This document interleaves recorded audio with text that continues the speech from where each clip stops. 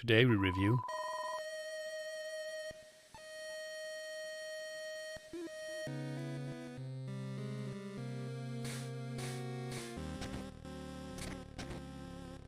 Shiren the Wanderer GB2, Magic Castle of the Desert on the Game Boy Color.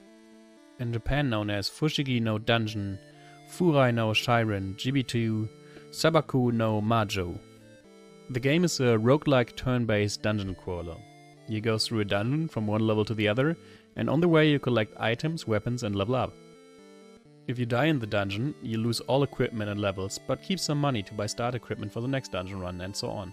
The enemies in the dungeon all act after you, so whenever you move, attack or use an item that counts as a turn, and then the enemies are doing their turn, which is also moving or attacking you.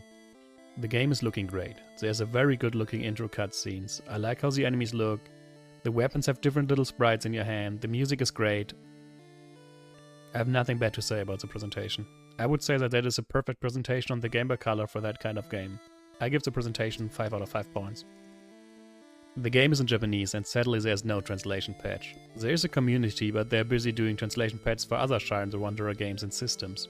That's a shame because the game is very text heavy and there's quite a lot of dialogue. That also makes it hard for me to judge how complex the system can get. What I saw was extremely well made. The game is even using an autosave feature, and that as a Game Boy Color game, while some Game Boy Advance games that come out years later still use a password system. I give the gameplay 4 out of 5 points. Let's get to the important question. Would I recommend playing the game? Only if you speak Japanese, and that's such a shame. Because this game got the highest rating yet and is incredibly well made, but sadly only released in Japan with no translation patch and being so text heavy. I still give the game overall 4.5 out of 5 points.